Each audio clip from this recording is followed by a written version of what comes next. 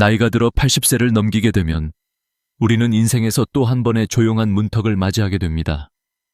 이 시기는 과거처럼 몸이 움직여주지 않는 것을 느끼기 시작하고 마음 역시 쉽게 지치거나 외로움을 느끼기 쉬워집니다.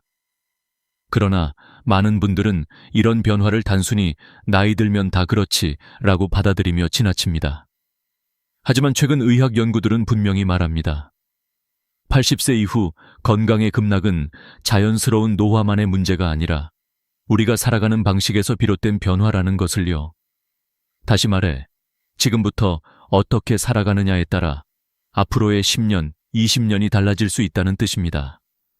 통계에 따르면 평균 수명은 83세지만 실제로 스스로 걷고 먹고 씻고 생활을 유지할 수 있는 건강 수명은 73세 전후라고 합니다. 즉, 많은 사람들이 인생의 마지막 10년 이상을 불편과 의존 속에서 보내고 있다는 것입니다. 그런데 더 충격적인 사실은 이 건강 수명과 실제 수명 사이의 간격을 줄일 수 있는 방법이 존재한다는 점입니다. 나이가 많다고 해서 이미 늦은 것이 아니라 지금부터 몸과 마음을 다시 깨우는 시간이 시작될 수 있다는 의미입니다. 우리는 인생의 대부분을 누군가를 위해 살아왔습니다. 가족을 위해, 자녀를 위해, 일을 위해, 사회를 위해 스스로를 내어주며 바쁘게 걸어왔습니다. 그렇게 서둘러 살다 보니 정작 나 자신을 위해 사는 법은 익히지 못한 채 여기까지 도달했습니다. 그래서 은퇴 이후 갑작스러운 정적 속에서 많은 분들이 마음 한켠의 허전함과 두려움을 느끼기도 합니다. 그러나 중요한 것은 이 시기가 끝나는 시간이 아니라 진짜로 나를 위한 시간이 시작되는 시기라는 점입니다. 문제는 나이가 들수록 몸과 마음이 자연스럽게 정지하려는 방향으로 기울어진다는 것입니다. 예를 들어 다리가 약해지면 넘어질까 두려워 외출을 줄이고 그러다 보니 활동량은 점점 줄어들며 근육도 빠르게 감소합니다.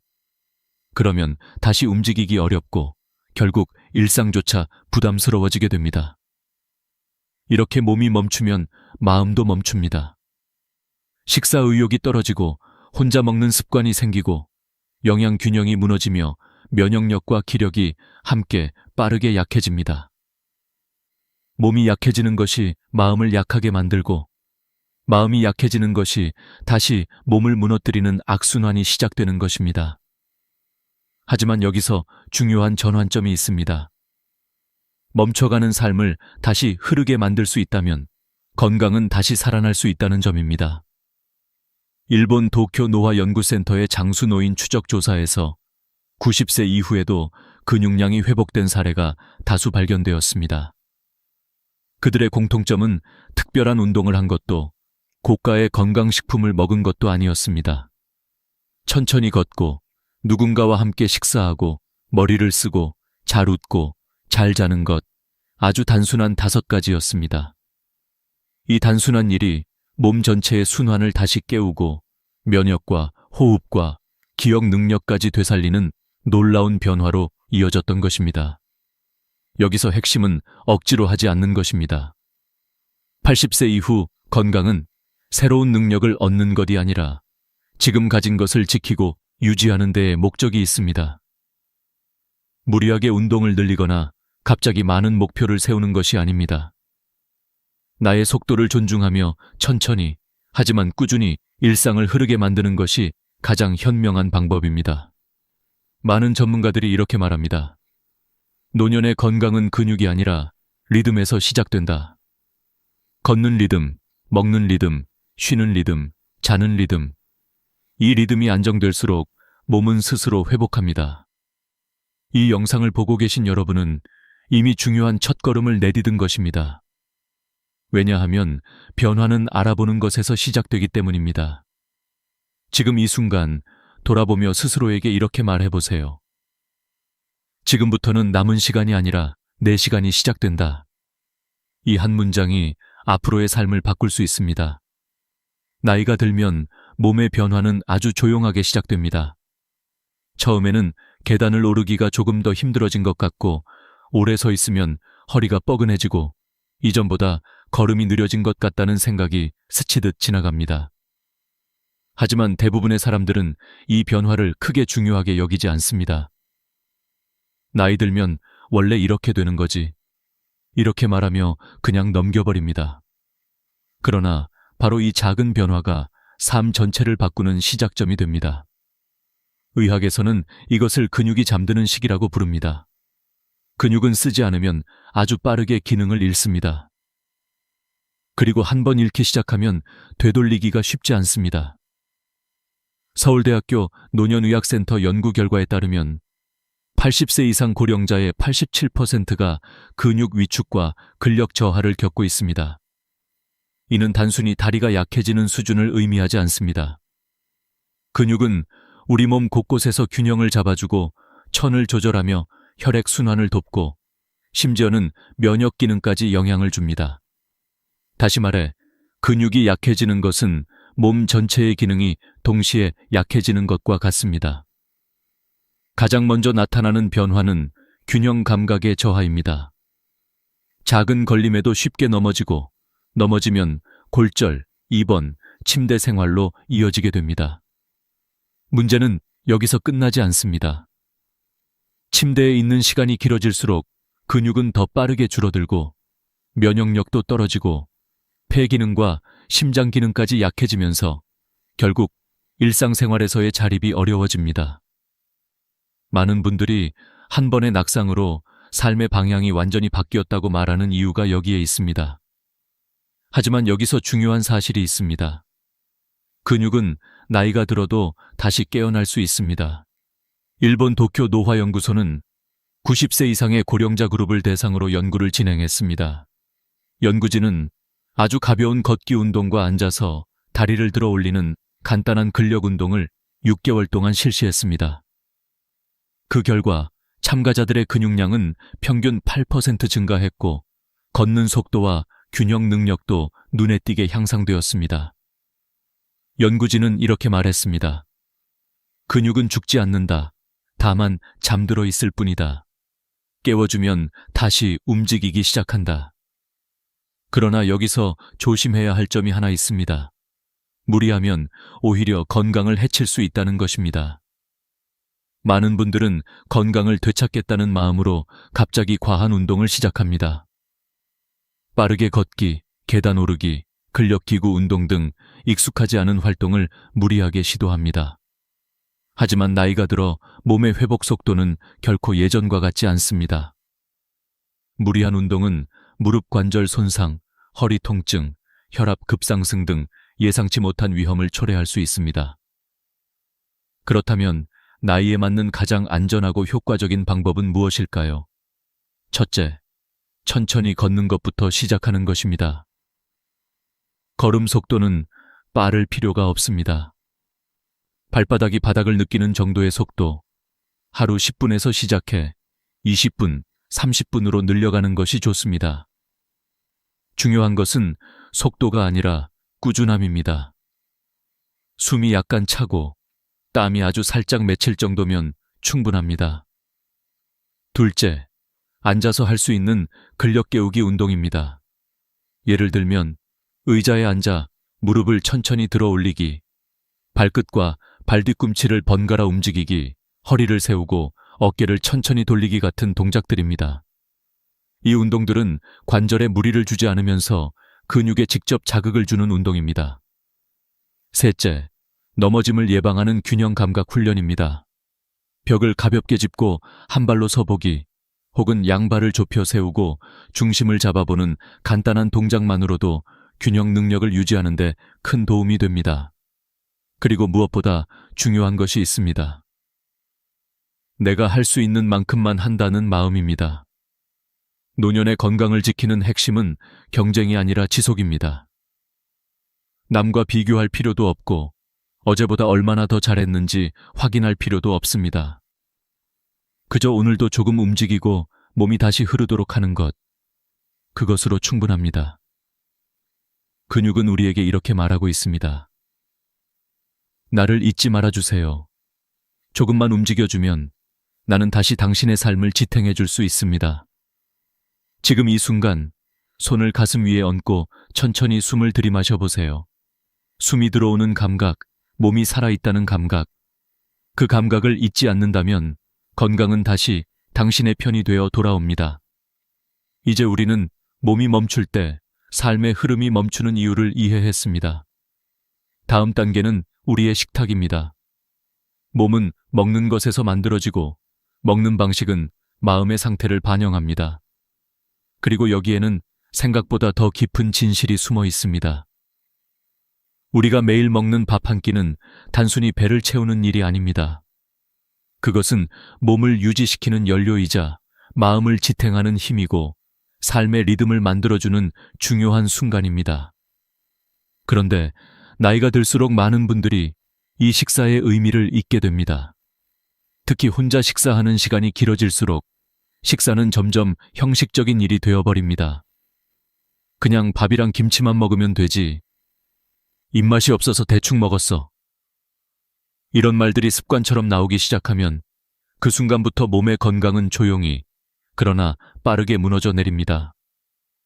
실제로 국내 노년 영양 연구에 따르면 80세 이상 노인의 73%가 영양 불균형 상태에 있다고 합니다. 더 놀라운 것은 이들 대부분이 하루 3끼를 규칙적으로 먹고 있다는 점입니다. 즉, 먹는 양이 문제가 아니라 누구와 어떤 마음으로 어떤 방식으로 먹느냐가 건강을 결정하고 있는 것입니다. 혼자 먹는 식사는 겉보기에는 아무 문제 없어 보입니다. 식탁 하나, 그릇 하나, 반찬 몇 가지. 조용하고 단순하고 번거롭지 않습니다. 하지만 이 조용함이 바로 마음을 서서히 닫아버리는 힘을 가지고 있습니다. 혼자 먹으면 말이 줄고, 말이 줄면 생각이 깊어지고, 생각이 깊어지면 마음은 외롭고 무거워지기 쉽습니다. 그리고 이 외로움이 식욕을 줄이고, 식욕이 줄면 단백질, 미네랄, 비타민 등 필요한 영양을 충분히 섭취하지 못하게 됩니다. 그렇게 몸은 기력을 잃고 면역력이 낮아지고 근육은 더 빠르게 줄어들게 됩니다. 여기에는 뇌의 변화도 관련되어 있습니다.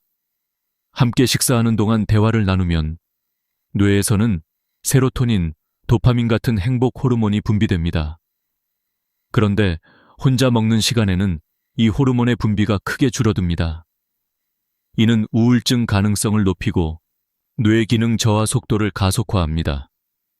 실제 연구에서도 혼자 식사하는 노인은 함께 식사하는 노인보다 우울증 발생률이 2.7배 높다고 밝혀졌습니다. 또한 뇌로 가는 혈류량도 감소하여 치매 위험이 커지는 것으로 나타났습니다. 여기서 우리는 한 가지 중요한 사실을 알 수 있습니다.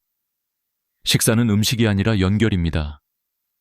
음식이 몸을 채운다면 연결은 마음을 채웁니다. 마음이 채워질 때 몸도 회복됩니다. 여기서 한 가지 예를 들어보겠습니다. 어느 어르신께서는 남편을 먼저 보내고 난 뒤 매일 혼자 식사를 하게 되었습니다. 처음에는 괜찮다, 익숙해진다고 생각했습니다. 하지만 몇 달 지나지 않아 얼굴이 눈에 띄게 야위고 기력이 떨어지고 외출도 줄어들었습니다. 병원에 가보니 영양실조와 면역 저하 진단이 내려졌습니다. 의사는 말했습니다. 문제는 음식이 아닙니다. 식탁에서의 고독입니다. 가족들은 주말마다 번갈아가며 어르신과 함께 식사하기 시작했습니다. 식탁에서 나누는 이야기, 웃음, 소소한 대화. 그 작은 시간이 쌓이자 어르신의 식욕은 서서히 돌아왔고 체력도 회복되었습니다. 그리고 3개월 뒤 다시 스스로 산책을 나가기 시작했습니다. 몸을 살린 것은 음식이 아니라 함께하는 시간이었습니다. 그렇다면 우리는 어떻게 이 식사 습관을 회복할 수 있을까요? 처음부터 거창할 필요는 없습니다.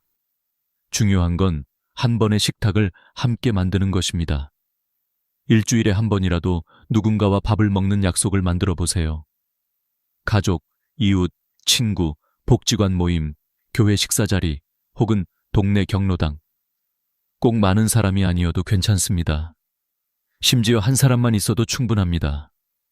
만약 함께 식사할 사람이 당장 떠오르지 않는다면 다음 방법을 시도해 보세요. 식탁 위에 작은 꽃을 놓습니다. 밥과 반찬을 천천히 예쁘게 담습니다. 숟가락을 드는 순간 마음속으로 이렇게 말합니다. 나는 나를 위해 이 시간을 차린다. 혼자 있어도 나를 소중히 대하는 태도는 곧 외로움을 줄이고 마음을 따뜻하게 만들어줍니다. 우리는 밥을 먹을 때 단지 배를 채우는 것이 아니라 살아갈 힘을 채우는 것입니다. 그리고 그 힘은 혼자보다는 함께할 때 더 크게 자랍니다. 몸이 약해지는 데에는 이유가 있습니다. 그리고 몸이 강해지는 데에도 역시 이유가 있습니다. 그 이유는 멀리 있지 않습니다. 바로 식탁 위의 온기, 나를 위한 한 숟가락, 우리를 위한 한 시간 속에 있습니다.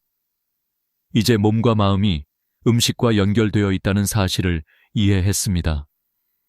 다음은 또 다른 중요한 진실, 바로 움직이지 않을수록 건강이 무너진다는 현실입니다. 그리고 그 속에는 많은 가족들이 놓치고 있는 오해가 숨어 있습니다. 나이가 들면 조심해야 한다는 말이 자주 따라붙습니다. 넘어지면 크게 다친다. 무리하면 병이 난다. 너무 돌아다니면 위험하다. 그래서 많은 어르신들이 스스로 움직임을 줄이고 가족들도 그냥 집에 계세요 라고 말합니다. 하지만 바로 그 조심이 건강을 더 빨리 무너뜨리는 가장 위험한 함정이라는 사실을 아시나요? 의학에서는 이를 과도한 정지 증후군이라 부릅니다. 몸을 보호한다는 이유로 움직임을 줄일 때 근육과 심장, 폐, 뇌 기능이 동시에 약해지는 현상입니다. 이것은 조용히, 그러나 매우 빠르게 진행됩니다. 예를 들어 보겠습니다. 어느 날 어르신이 살짝 균형을 잃고 넘어졌다고 합시다. 가족들은 그 다음부터 걱정이 되어 이렇게 말합니다. 아버지, 밖에 나가지 마세요.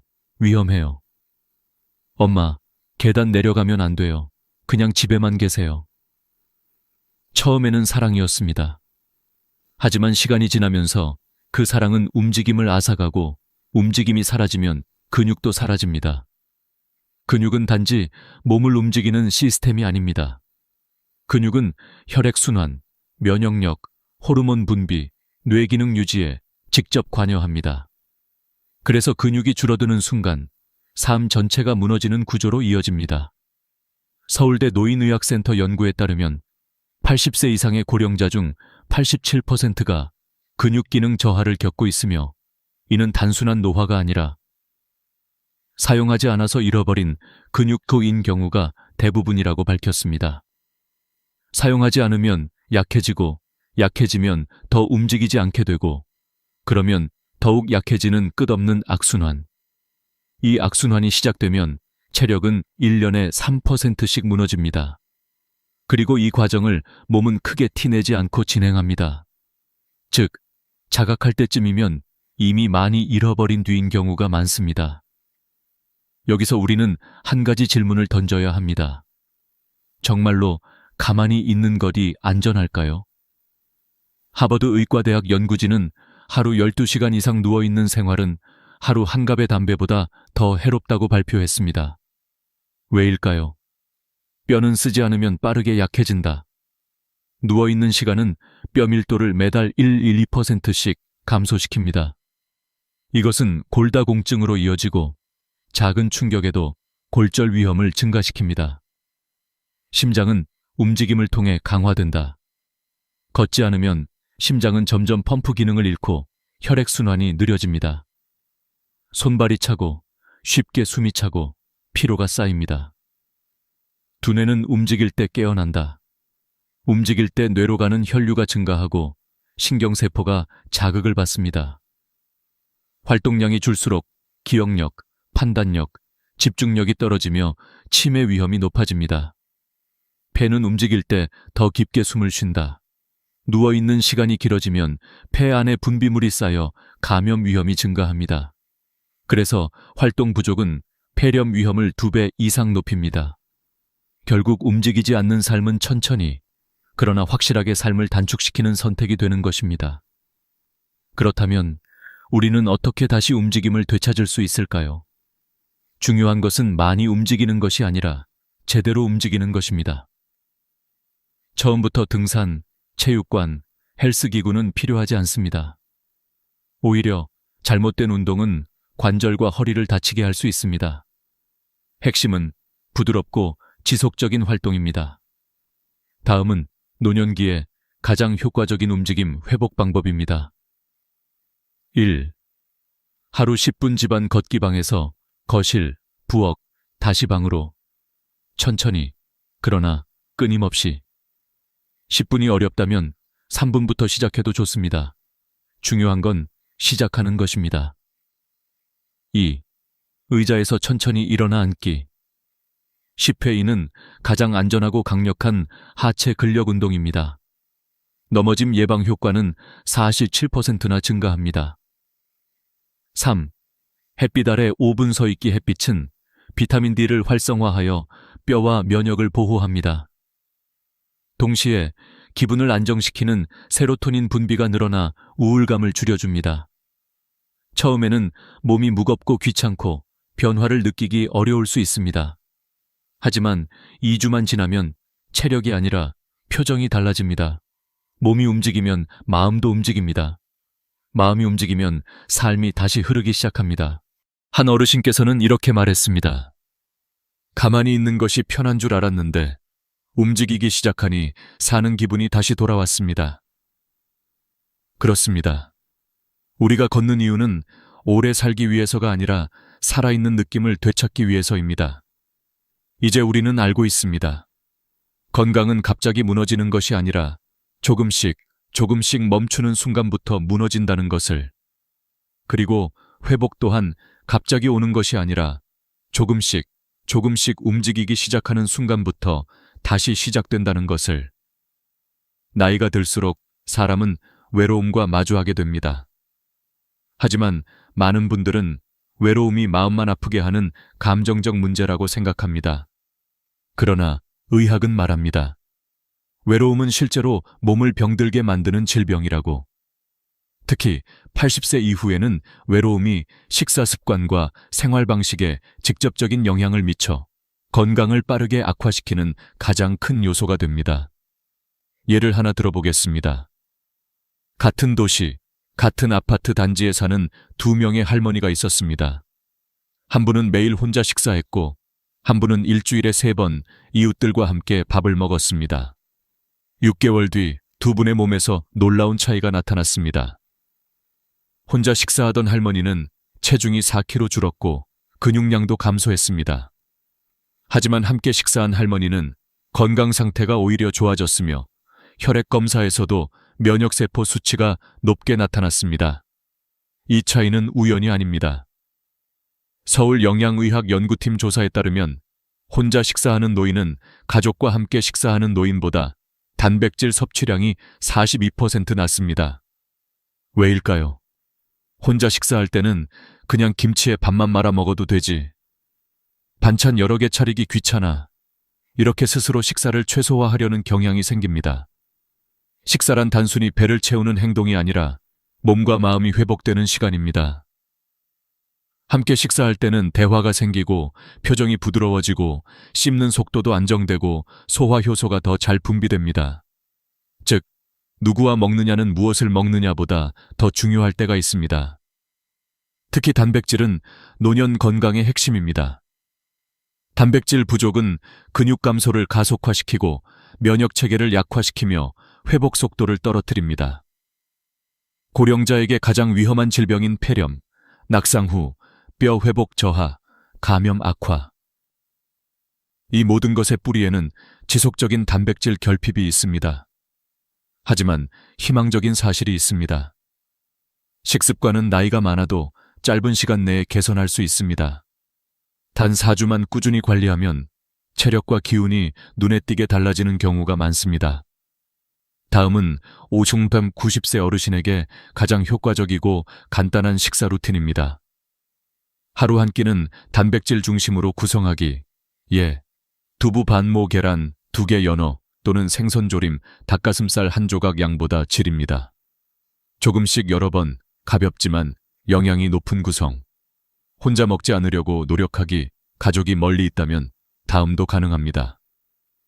동네 경로당, 식사 프로그램 참여교회, 또는 복지관 점심 모임, 이웃과 일주일 1회, 밥 친구, 만들기 사람은 말할 상대가 생기는 순간 몸의 활력이 달라집니다. 식사 전에 따뜻한 물 한 잔 소화 기능을 깨우고 속을 부드럽게 만들어줍니다. 나이가 들면 위산 분비가 줄기 때문에 따뜻함은 소화의 첫 단계입니다. 한 노인은 이렇게 말했습니다. 예전엔 밥이 맛없었는데 누군가랑 같이 먹으니 다시 밥 냄새가 살아났어. 밥 냄새가 돌아온다는 말. 이것이야말로 삶이 다시 깨어난다는 신호입니다. 외로움은 조용히 건강을 무너뜨립니다. 하지만 반대로 함께하는 시간은 조용히 몸을 다시 일으켰습니다. 여기서 우리는 중요한 사실을 깨닫게 됩니다. 건강은 운동으로만 만들어지는 것이 아닙니다. 건강은 함께 웃고 같이 먹고 서로의 목소리를 듣는 시간 속에서 자라납니다. 우리가 살아온 모든 시간 동안 사람과의 관계는 삶의 가장 큰 축이었습니다. 노년에도 그것은 변하지 않습니다. 오히려 더 깊어집니다. 사람은 나이가 들수록 소유가 아닌 연결을 필요로 합니다. 무언가를 더 갖는 것이 아니라 누군가와 함께 나누는 것이 삶을 더 오래, 더 따뜻하게 만들어줍니다. 그러니 기억하십시오. 혼자 먹는 밥은 몸을 약하게 만들지만 함께 먹는 밥은 생명을 길게 만듭니다. 우리가 100세까지 건강하게 사는 사람들을 떠올릴 때 우리는 대단한 비법이나 특별한 재능을 기대합니다. 하지만 놀랍게도 장수하는 사람들의 대부분은 크고 화려한 삶을 산 것이 아니라 일상을 단순하고 온화하게 살아낸 사람들이었습니다. 그리고 그 중심에는 한 가지 중요한 공통점이 있습니다.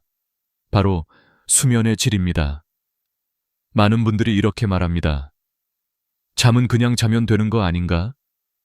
나이 들면 어차피 잠이 잘 안 와. 새벽에 눈이 떠지는 걸 어떻게 해? 하지만 의학은 분명하게 이야기합니다. 노년기의 수면은 단순한 휴식이 아니라 생명 유지 그 자체입니다. 하버드 의대 연구팀은 80세 이상 고령자 2,800명을 장기간 추적 조사했습니다. 결과는 매우 명확했습니다. 수면의 질이 좋은 사람은 수명이 평균 8.7년 더 길었습니다. 깊은 수면을 많이 한 사람은 치매 발병률이 67% 감소했습니다. 심장 건강 지표는 58% 더 안정적이었습니다. 여기서 중요한 것은 수면의 시간이 아니라 질입니다. 많은 분들이 8시간을 자는 것이 정답이라고 생각하지만 8시간을 자더라도 얕은 수면만 지속되면 몸은 회복되지 않습니다. 반대로 6시간만 자도 깊은 수면이 충분하면 몸은 훨씬 튼튼해집니다. 수면 중에는 뇌가 잠들지 않습니다. 오히려 깨어 있을 때보다 더 활발해지는 순간이 있습니다. 뇌는 기억을 정리합니다. 독소를 제거합니다. 신경세포를 다시 연결합니다. 손상된 조직을 재생합니다. 면역 시스템을 복구합니다. 즉, 잠을 제대로 자는 것은 뇌가 스스로를 청소하고 마음과 몸을 되살리는 시간입니다. 그렇다면 왜 나이가 들수록 수면의 질이 떨어질까요? 이유는 단순합니다. 생활 리듬이 깨졌기 때문입니다. 늦게 자고, 낮에 오래 자고, 밤에 TV와 스마트폰을 보면서 뇌를 계속 자극하면 우리 몸의 생체 시계는 방향을 잃습니다. 마치 낮과 밤이 뒤바뀐 세계에 갇히는 것과 같습니다. 따라서 노년기에 가장 필요한 것은 리듬을 다시 세우는 것입니다. 다음은 노년기의 황금 수면 루틴입니다. 매일 같은 시간에 자고 일어나기 시간은 약속입니다. 몸은 약속에 반응합니다. 하루만 어겨도 생체 시계는 흔들립니다. 잠들기 2시간 전, 전자기기 중단 스마트폰, TV, 태블릿에서 나오는 블루라이트는 수면 호르몬인 멜라토닌 분비를 억제합니다. 그렇기 때문에 잠이 안 와요는 사실 뇌가 아직 낮이라고 착각하고 있는 것입니다. 대신 조용한 음악, 책, 따뜻한 차가 훨씬 효과적입니다. 낮잠은 2030분 이내, 낮에 너무 오래 자면 밤에 수면이 무너집니다.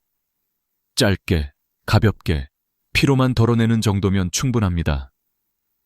잠자기 전 몸을 따뜻하게 하기 따뜻한 물로 손과 발을 데워주면 몸은 자연스럽게 이제 휴식해야 한다고 인식합니다. 따뜻함은 수면으로 가는 입구입니다. 이렇게 리듬이 회복되기 시작하면 생각보다 빠르게 변화가 나타납니다. 아침에 눈을 떴을 때 개운함이 찾아오고 낮 동안의 기운이 달라지고 저녁 시간이 더 평온해지고 감정이 부드러워지고 몸이 다시 자기 속도를 찾습니다. 그리고 여기서 아주 중요한 사실을 발견하게 됩니다. 건강은 거창한 변화에서 오는 것이 아니라 조용한 반복 속에서 자라난다는 것. 우리는 평생 일하고 책임지고 참고 버텨왔습니다.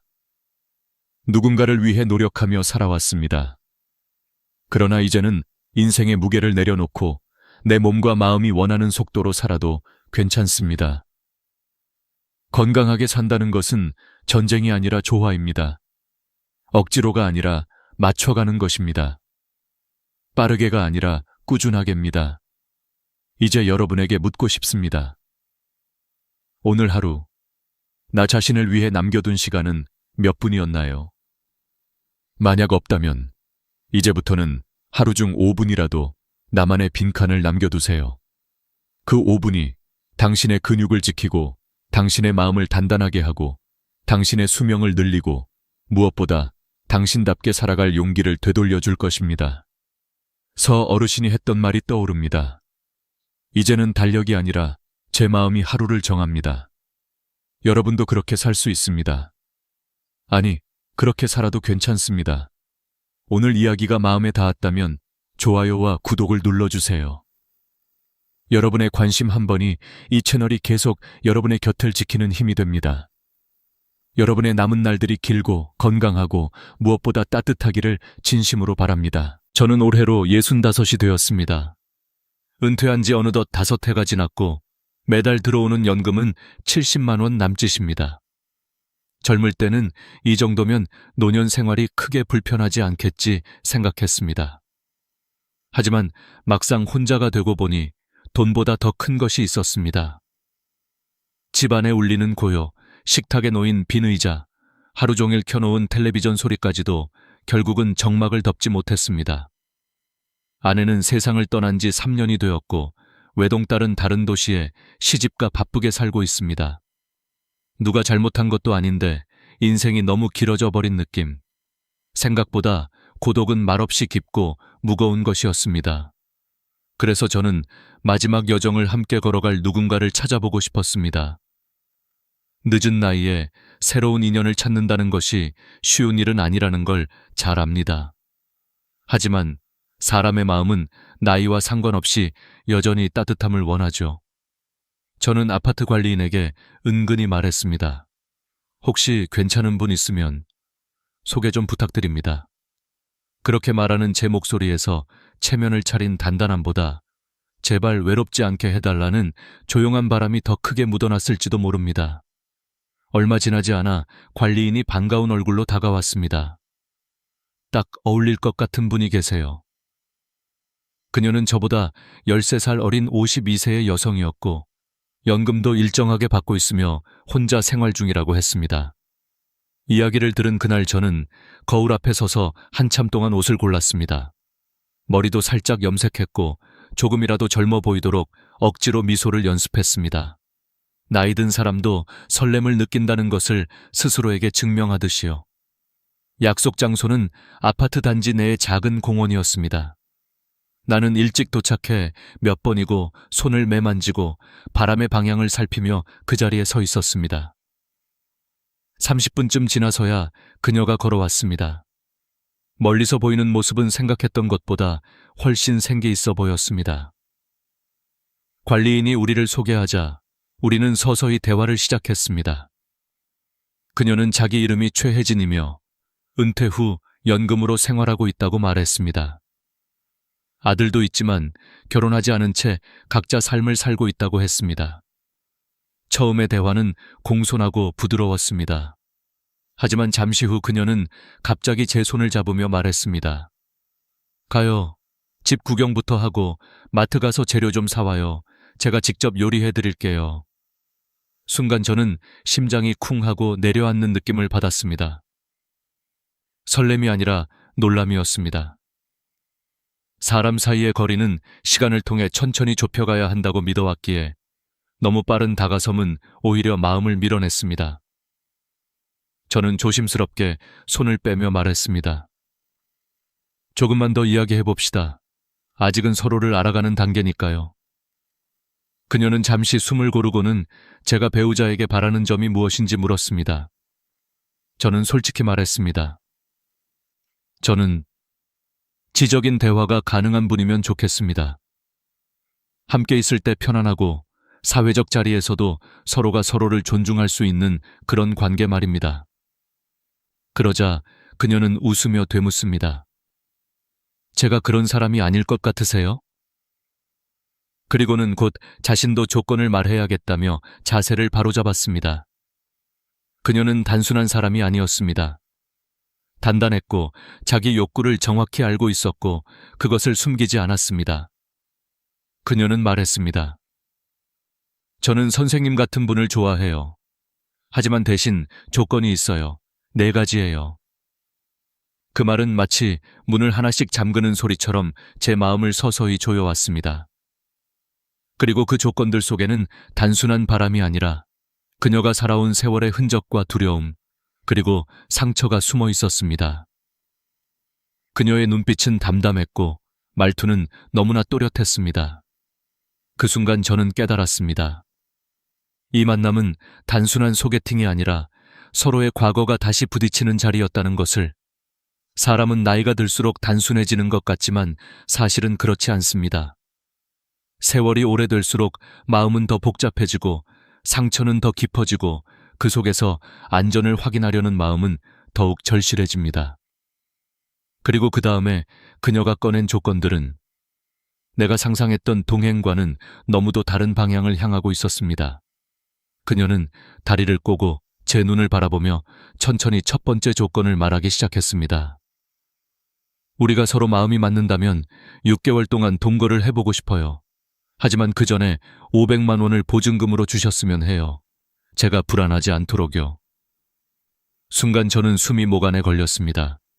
그녀의 목소리는 차분했지만 그 속에는 단단한 벽이 서 있는 것처럼 들렸습니다. 사람 사이의 믿음은 시간을 두고 쌓아야 한다고 나는 믿어왔습니다. 하지만 그녀에게 믿음은 시간이 아니라 확인된 보증이었습니다.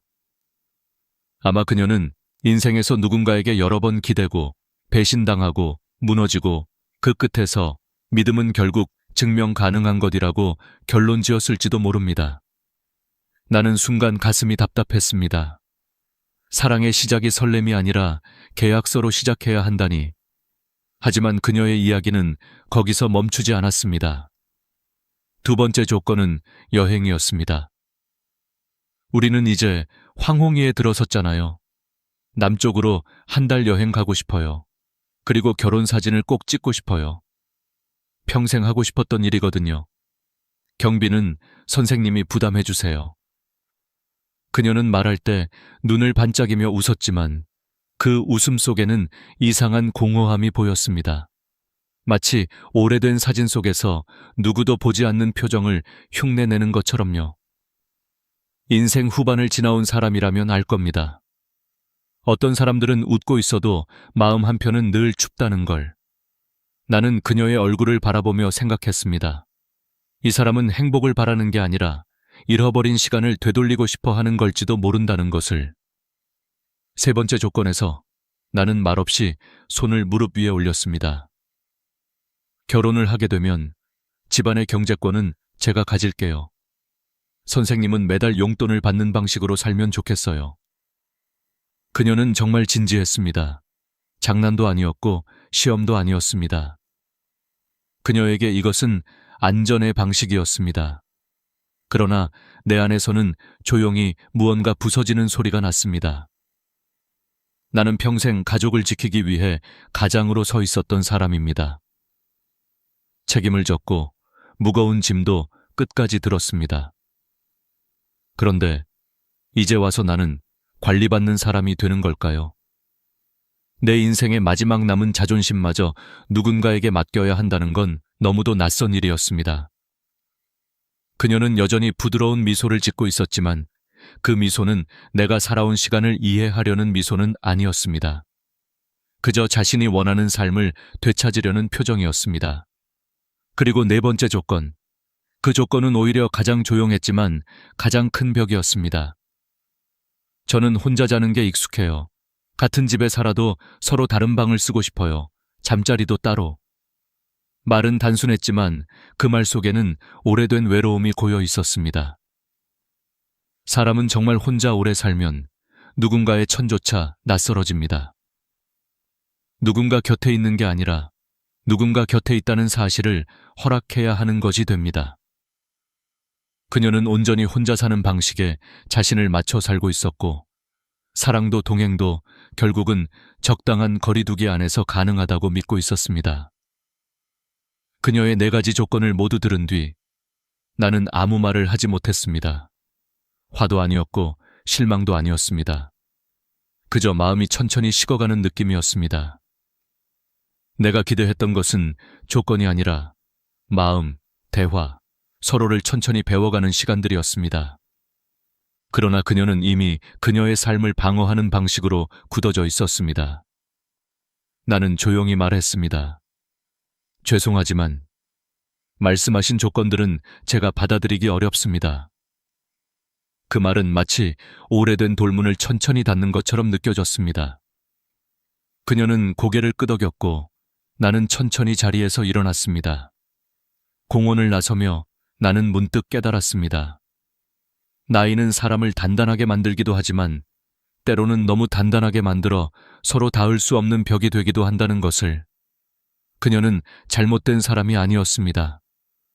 다만 서로 닿을 수 없는 거리에서 마음을 지키며 살아온 사람일 뿐. 그리고 아마 나도 그와 크게 다르지 않을지 모릅니다. 나 역시 내 상처와 경험 속에서 조용히 굳어지고 있었으니까요. 그날 이후 나는 이렇게 생각했습니다. 인연은 억지로 이어붙이는 것이 아니라 서로의 상처가 겹치지 않는 지점에서 자연스럽게 스며드는 것이다. 그리고 나는 알고 있었습니다. 내가 진짜 원하는 동행은 조건이 아니라 함께 걷는 속도를 맞출 수 있는 사람이라는 것을. 그날 공원을 떠나는 내 걸음은 느렸습니다. 발밑에 깔린 낙엽이 바스락거렸지만 마음속은 오히려 적막했습니다. 내가 기대했던 건 거창한 사랑도 화려한 동행도 아니었습니다. 그저 함께 밥을 먹고 함께 텔레비전을 보고 저녁 무렵 산책을 하다가 마음에 떠오른 이야기를 조용히 나눌 수 있는 그런 인연이었습니다.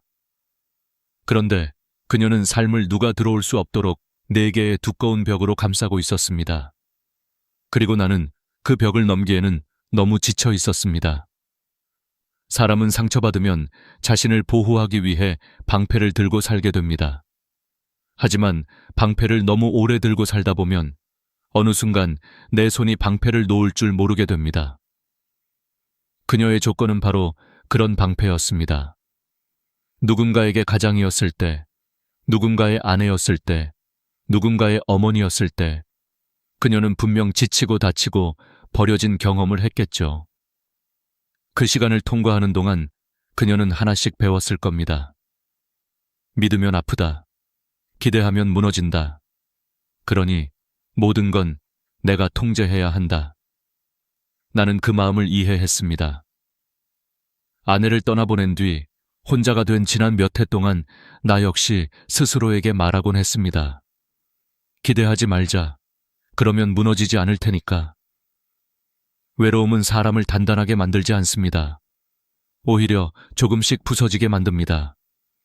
부서진 조각이 흩어지지 않도록 우리는 마음을 단단히 조여두고 살아갑니다. 그래서 누군가가 다가오면 설레기 전에 먼저 경계하게 되고 손을 내밀기보다 한 걸음 뒤로 물러서게 됩니다. 나는 그걸 안다고 생각했지만 막상 눈앞에서 보니 그 거리감은 생각보다 더 차갑고 선명했습니다. 나는 집으로 돌아오며 엘리베이터 안에서 내 얼굴을 비추어 보았습니다. 주름진 눈가와 내려앉은 어깨, 오랜 시간 혼자서 조용히 버텨온 사람의 모습이었죠. 그리고 그 순간 문득 이런 생각이 들었습니다. 나는 정말 다시 누군가와 함께 살아갈 준비가 되어 있었을까? 외로움을 견딜 수 없어서 동반자를 찾는 것과 함께 살아가기 위해 마음을 열 수 있는 용기는 서로 다른 문제였습니다.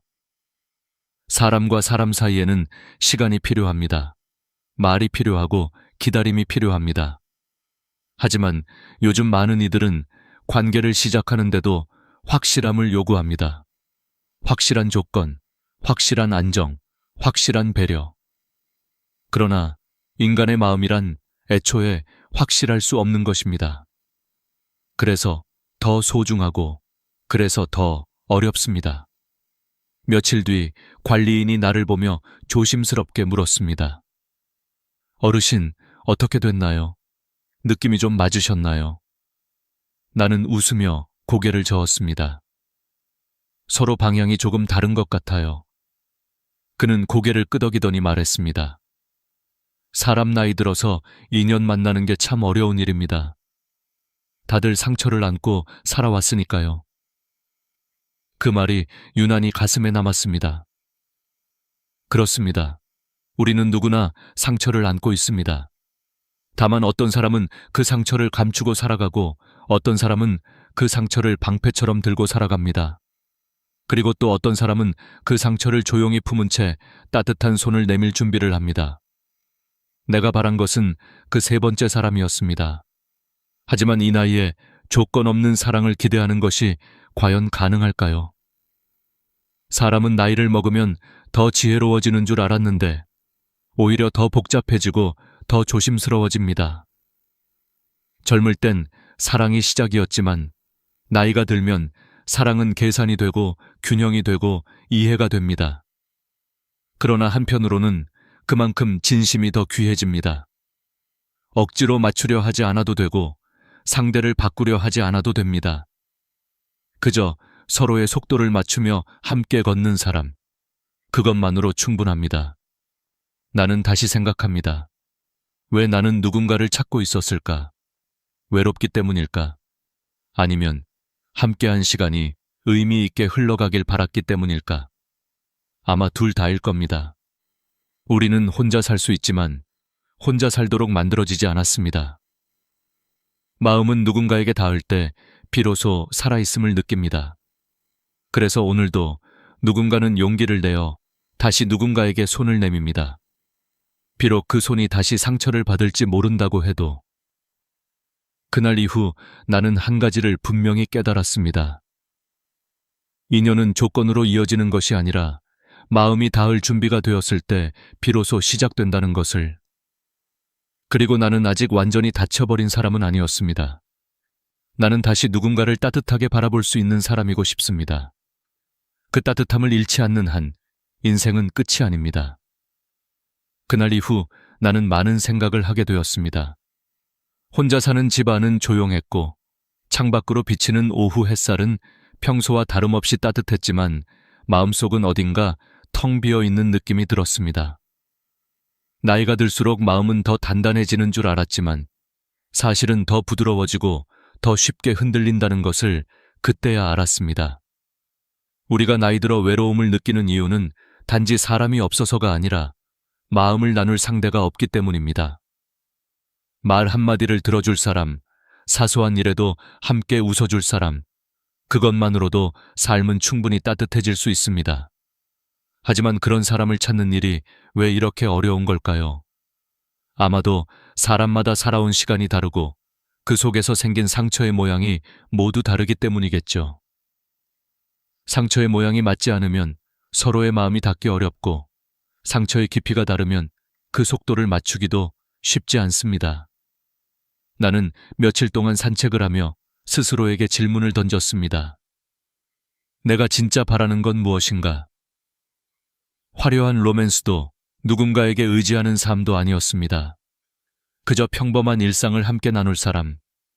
아침에 눈을 뜨면 같은 공간에 숨이 있다는 사실만으로 안도할 수 있는 사람. 저녁에 창문 너머로 지는 노을을 바라보며 오늘 참 괜찮은 하루였네 라고 조용히 이야기할 수 있는 사람. 내가 바라는 건 바로 그런 소박한 행복이었습니다. 그런데 세상은 소박한 행복을 얻는 일이 가장 어렵다고 말합니다. 사람들은 점점 더 계산적이 되고 마음은 점점 더 다치고 감정은 점점 더 조심스러워집니다. 하지만 사람의 마음이라는 건 본래 그렇게 복잡하지 않습니다. 다만 상처받은 경험이 그것을 복잡하게 만들었을 뿐입니다. 어느 날 이웃집 할머니가 이런 말을 했습니다. 사람은 나이 들면 마음이 작아지는 게 아니라 마음을 둘 공간이 더 소중해지는 거예요. 그 말을 듣고 나는 잠시 멈춰 생각했습니다. 아마 그녀도 깊은 삶의 시간을 지나온 사람이겠죠. 마음을 둘 공간, 그것은 바로 관계입니다. 서로를 지키고 서로를 이해하며 서로를 기다려줄 수 있는 관계. 그 관계가 있다면 노년의 삶은 외롭지 않습니다. 그렇다면 우리는 어떻게 그 관계를 다시 만들 수 있을까요? 첫째는 자신의 마음을 숨기지 않는 것입니다. 많은 사람들이 속마음을 말하지 않고 관계가 자연스럽게 이어질 거라 착각합니다. 하지만 마음은 표현해야 전달되고 사랑은 보여줘야 느껴지는 법입니다. 괜찮아 라는 말 뒤에 숨은 외로움, 피곤함, 그리움들. 그것을 나눌 수 있는 용기가 필요합니다. 둘째는 서두르지 않는 것입니다. 나이 들수록 우리는 결과를 재빠르게 확인하려고 합니다. 이 사람이 진짜 괜찮은 사람인지, 이 관계가 오래 갈 수 있는지. 하지만 관계란 원래 시간이 쌓여야 의미가 생깁니다. 조급함은 마음을 밀어내고 여유는 마음을 불러옵니다. 나는 어느 날 문득 아내가 했던 작은 말 하나가 떠올랐습니다. 사람은 서로 닮아가려 하는 게 아니라 서로를 익혀가는 거예요. 젊을 때는 이해하지 못했던 말이었지만 지금은 알겠습니다. 읽는다는 건 시간이 필요하고 온도가 필요하고 기다림이 필요하다는 뜻입니다. 그리고 그 모든 과정 속에서 마음은 부드러워지고 더 깊어집니다. 그래서 나는 다시 한번 마음을 열어보기로 했습니다. 다치지 않으려 마음을 닫는 것이 안전한 길 같아도 마음을 닫는 순간 삶은 더 이상 자라지 않기 때문입니다. 우리는 여전히 살아있고 살아있는 한 마음은 계속 움직입니다. 그리고 그 움직임이 멈추지 않는 한 새로운 인연은 언제든 찾아올 수 있습니다. 사랑은 나이가 드는 것이 아니라 사람의 용기가 닫힐 때 끝나는 것입니다. 나는 아직 사랑을 포기하기엔 너무 살아있고 여전히 따뜻함을 주고받고 싶습니다. 그래서 나는 오늘 이렇게 조용히 속으로 말합니다. 나는 다시 누군가에게 다가갈 수 있다. 천천히, 조심스럽게, 하지만 진심으로. 그 진심이 닿는 날, 비로소 나는 외롭지 않을 것입니다. 시간은 계속 흘렀습니다. 어느새 계절은 또 한 번 바뀌었고 낙엽이 천천히 떨어지는 소리를 들으며 나는 또 한 번 마음 깊은 곳에서 묻고 있었습니다. 남은 인생을 어떻게 살아갈 것인가? 우리는 젊을 때는 시간이 무한할 것이라 믿습니다. 미루고 또 미루고 내일 하면 되지, 다음 달에 하면 되지, 언젠가 하겠지. 하지만 인생의 뒷부분에 서면 비로소 보이기 시작합니다. 언젠가는 오지 않는다는 것, 기회는 기다려주지 않는다는 것, 그리고 마음도 영원히 똑같은 곳에 머물러 있지 않는다는 것. 나는 어느 날 혼자 집에서 차를 한 잔 끓여놓고 창밖의 하늘을 바라보았습니다. 그날 하늘은 이상하리만큼 투명했고 바람은 조용했습니다. 그런 날은 마음이 더 또렷해지는 법이죠. 그리고 문득 이런 생각이 들었습니다. 지금의 나는 누구를 위해 살고 있는가? 예전에 나는 가족을 위해 살았습니다. 부모님을 위해, 아내를 위해, 자식들을 위해. 나를 위해 산 적은 단 한 번도 없었습니다. 그것이 잘못된 선택이라고는 말할 수 없지만 그렇다고 그것만이 정답이라고도 할 수 없습니다. 인생은 한 번뿐이고 그 속에는 나라는 한 사람이 분명 존재해야 하니까요. 나이가 들면 외로움이 깊어진다는 말을 우리는 흔히 듣습니다. 하지만 나는 이제 압니다. 외로움은 사람이 없어서 생기는 것이 아니라 나 자신에게서 멀어질 때 생기는 것입니다. 마음이 원하는 것을 외면할 때, 하고 싶은 말을 삼킬 때, 진짜 내가 아닌 모습으로 살아갈 때, 외로움은 더 큰 그림자를 만들어냅니다. 그래서 나는 결심했습니다. 이제부터는 남은 시간을 나를 위해 쓰겠다고. 누군가에게 인정받기 위해서도, 누군가에게 보여주기 위해서도 아닌 오직 내 마음이 편안하도록 아주 작은 것부터 시작하기로 했습니다. 아침에 눈을 뜨면 스스로에게 말합니다. 오늘은 나를 돌보는 하루가 되게 하자. 그리고 정해진 시간에 산책을 합니다. 하늘을 올려다보고 바람을 느끼고 꽃 하나가 피는 것을 천천히 바라볼 수 있는 마음의 여유. 그것이야말로 노년이 가진 가장 큰 특권입니다. 나는 가끔 공원 벤치에 앉아 지나가는 사람들을 바라봅니다. 아이들의 웃음소리는 여전히 밝았고 손을 꼭 잡고 걷는 부부는 서로를 여전히 소중히 여기는 것처럼 보였습니다. 그 모습을 보며 나는 이렇게 중얼렀습니다. 사람은 결국 사람과 함께 살아야 하는구나. 그런데 함께 산다는 것이 꼭 누군가와 결혼하고 함께 밥을 먹는다는 뜻만은 아닙니다. 마음이 닿아 있는 사람, 나를 진짜로 이해해주는 사람, 나의 이야기를 들어줄 수 있는 단 한 사람. 그 사람이 있다면 우리는 이미 외롭지 않습니다. 그래서 나는 서두르지 않기로 했습니다. 인연은 찾아다닌다고 오는 것이 아니라 마음이 준비되었을 때 조용히 다가오는 것이라는 걸 나는 이제 알기 때문입니다. 어느 날 이웃집 아저씨가 이런 말을 했습니다. 나이는 숫자지만 외로움은 무게입니다.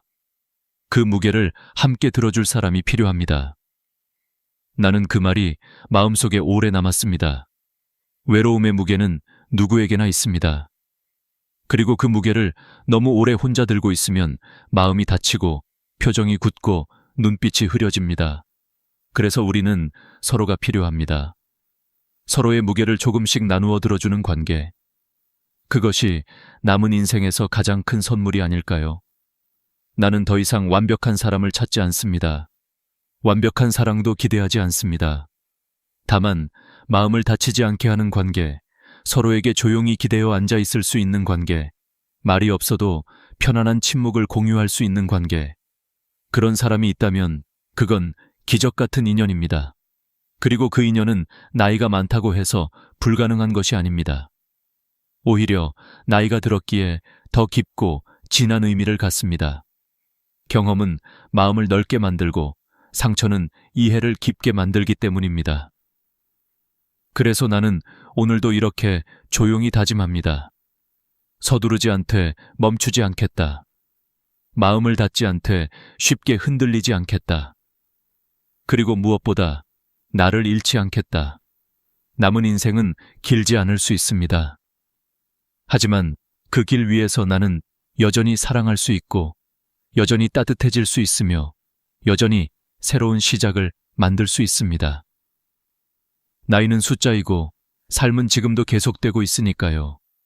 오늘 나는 마지막으로 그리고 가장 조용히 이야기하고 싶습니다. 죽음을 두려워하지 말고 준비하라는 것. 이 말은 누군가에게는 너무 무겁게 들릴 수 있고 또 누군가에게는 아직 먼 미래처럼 느껴질 수도 있습니다. 하지만 나는 여든을 지나오며 알게 되었습니다. 죽음은 갑자기 찾아오지 않습니다. 죽음은 우리가 살아가는 방식 속에 이미 조용히 스며들어 있습니다. 언젠가의 마지막은 이미 지금의 하루하루 속에서 만들어지고 있습니다. 나는 처음에 죽음을 생각하는 것이 어둡고 슬픈 일이라고 여겼습니다. 하지만 어느 순간 그것이 아니라는 것을 깨달았습니다. 죽음을 준비한다는 것은 지금을 더 깊고 정성스럽게 살겠다는 뜻입니다. 남겨진 사람들에게 부담을 주지 않겠다는 배려이고 내 삶의 마지막 의미를 내가 직접 정하겠다는 선택입니다. 인생의 마지막은 누구에게 맡겨둘 수 없는 가장 중요한 장면이니까요. 나는 어느 날 거실 서랍을 정리하며 오래된 앨범을 꺼내보았습니다. 아내가 웃고 있는 사진, 아이가 처음으로 걸음을 떼던 순간, 가족끼리 여행 갔던 여름날의 햇빛, 그리고 어느 이름 없는 산책길에서 서로를 바라보며 웃었던 우리. 그 순간 나는 깨달았습니다. 인생은 거창한 사건으로 이루어져 있는 것이 아니라 이렇게 작은 순간들이 조용히 쌓여 만들어지는 것이라는 사실을요. 우리가 소중하다고 느끼는 순간은 대부분 말없이 지나간 일상의 한 장면이었습니다. 그래서 65세로 돌아간다면 나는 사진을 더 많이 남겼을 겁니다. 소소한 하루를 더 많이 적어두었을 겁니다. 사랑한다고, 고맙다고, 미안했다고 조금 더 자주 말했을 겁니다. 사람은 언제나 잃고 나서야 소중함을 깨닫고 지나고 나서야 후회하는 법입니다. 하지만 아직 남아있는 시간이 있다면 그 깨달음은 늦은 것이 아니라 새로운 시작입니다. 나는 요즘 매일 밤 잠들기 전 조용히 스스로에게 묻습니다. 오늘 나는 어떻게 살았는가? 돈을 얼마나 썼는지가 아니라 마음을 얼마나 썼는가? 얼마나 오래 걸었는지가 아니라 얼마나 천천히 숨을 쉬었는가? 얼마나 많은 말을 했는지가 아니라 진심이 담긴 한마디를 했는가? 이렇게 묻고 나면 마음이 한결 고요해지고 잠도 깊어집니다. 마음의 불안과 미련을 정리하는 것이 곧 평온한 수면의 열쇠이기 때문입니다. 나는 죽음을 두려워하지 않습니다. 대신 후회를 두려워합니다. 하지 않아서 남는 후회, 말하지 않아서 남는 후회, 용서하지 않아서 남는 후회. 그 후회는 시간이 지나도 사라지지 않고 마음속에 그림자처럼 머무릅니다. 그래서 나는 요즘 용서를 연습합니다. 남을 위한 용서가 아니라 나를 위한 용서. 마음 한 모퉁이에 억눌러 두었던 서운함과 상처를 조금씩 풀어주는 일. 그것이 나를 가볍게 해줍니다. 마음이 가벼워지면 몸과 눈빛도 함께 가벼워집니다. 사람들은 종종 이렇게 말합니다. 남은 인생이 얼마나 되겠어? 하지만 나는 이렇게 말하고 싶습니다. 남은 인생이 얼마 남지 않았기 때문에 더 소중하다고. 길지 않아서 아름다운 것이고 끝이 있기 때문에 빛나는 것이 인생입니다. 해가 지기 직전의 노을이 가장 아름답듯이 인생의 내리막길에서 비로소 우리는 있는 그대로의 삶을 바라볼 수 있습니다. 나는 이 말을 당신에게 진심으로 전하고 싶습니다. 지금이 두 번째 인생의 시작입니다. 나이는 줄어들지 않지만 마음은 다시 태어날 수 있습니다. 관계는 다시 이어질 수 있고 건강은 조금씩 회복될 수 있으며 잃어버린 꿈도 다른 형태로 되살릴 수 있습니다. 중요한 것은 서두르지 않으면서도 멈추지 않는 것입니다. 하루에 단 10분이라도 자신을 위해 쓰는 것, 그 작은 선택이 당신의 남은 삶을 완전히 바꿀 수 있습니다. 이 이야기를 듣고 있는 당신, 지금 혼자가 아니고 실패한 것도 아니며 늦은 것도 아닙니다.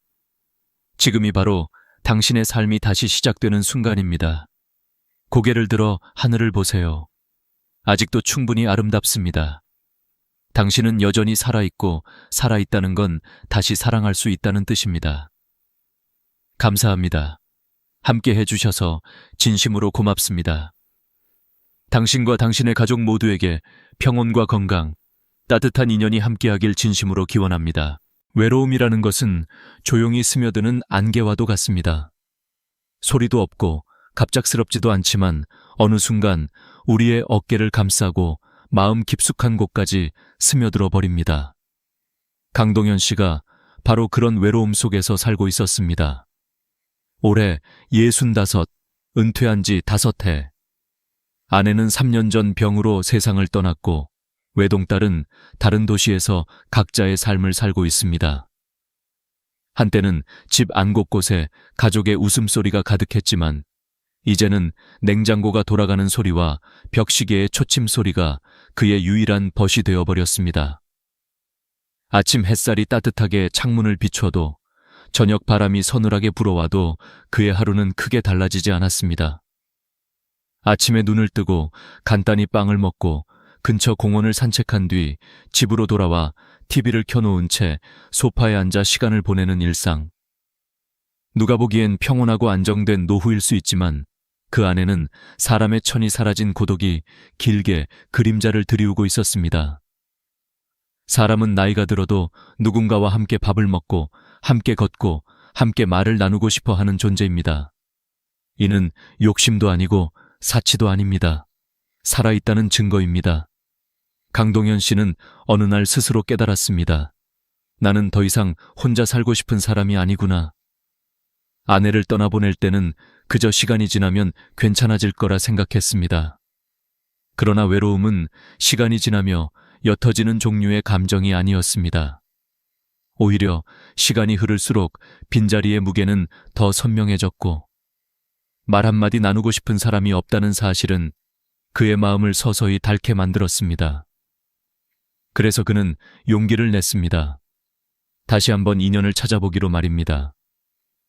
누군가에게 자신의 삶을 맡기거나 의존하려는 것이 아니라 서로 기대고 의지하며 마지막 여정을 함께 걸어갈 수 있는 사람을 찾고 싶었습니다. 나이 든 사람의 사랑은 젊은 시절의 사랑과 다릅니다. 설렘보다 배려가 앞서고 열정보다 안정이 중요하며 겉모습보다는 마음의 깊이가 더 소중해집니다. 그에게 필요한 것도 그런 사랑이었습니다. 화려하지 않아도 좋고 드라마처럼 뜨겁지 않아도 괜찮았습니다. 그저 같은 식탁에서 따뜻한 국을 나누고 같은 길을 천천히 걸어가며 하루의 끝에 오늘도 수고했어요 라고 말해줄 사람이면 충분했습니다. 그래서 그는 아파트 관리인에게 조심스럽게 요청했습니다. 혹시 내 나이 또래이거나 적당히 마음이 따뜻한 분을 알고 계시다면 소개해 주실 수 있을까요? 누구에게 이런 부탁을 한다는 것은 쉬운 일이 아닙니다. 자존심도 두려움도 망설임도 모두 삼켜야 하는 일입니다. 그러나 외로움은 그런 것들보다 더 무거웠습니다. 며칠 후 관리인에게서 연락이 왔습니다. 동현 어르신, 괜찮은 분이 한 분 계십니다. 나이는 조금 차이가 나지만 성격이 좋고 성실한 분이라고 하시네요. 그 말은 오랜 시간 닫혀있던 그의 마음에 작은 등불처럼 들어왔습니다. 그는 그날 머리를 정돈하고 낡았던 셔츠 대신 단정한 재킷을 꺼내 입었습니다. 젊어 보이고 싶은 마음 때문만은 아니었습니다. 그저 진심을 담고 싶었던 것입니다. 약속 장소는 아파트 단지 안의 작은 공원이었습니다. 벤치 옆에는 늦겨울의 바람이 살짝 불어오고 아이들이 멀리서 뛰노는 소리가 들렸습니다. 그 소리는 오래전 자신의 딸이 어릴 때 놀던 모습과 겹쳐 보였습니다. 그는 천천히 숨을 고르며 그 자리를 지켰습니다. 하지만 기다림은 생각보다 길었습니다. 10분, 20분, 그리고 30분. 그 시간 동안 그의 가슴 속에서는 설렘과 불안이 얇은 선 위를 오갔습니다. 혹시 마음이 바뀐 건 아닐까? 내가 너무 기대한 걸까? 그러던 순간 멀리서 한 여성이 걸어오고 있었습니다. 생각보다 젊어 보였고 걸음걸이에는 확신이 느껴졌습니다. 그녀가 다가오는 동안 그의 가슴은 오랜만에 천천히 두근거리기 시작했습니다. 이 만남이 어떤 의미를 남길지, 이 길 끝에 무엇이 기다리고 있을지는 알 수 없었습니다. 그러나 한 가지는 분명했습니다. 그는 그 순간 혼자가 아니었습니다. 그리고 그것만으로도 그의 하루는 달라지고 있었습니다. 설렘은 생각보다 조용하게 다가옵니다.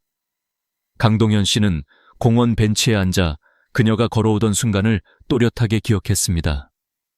최혜진 씨.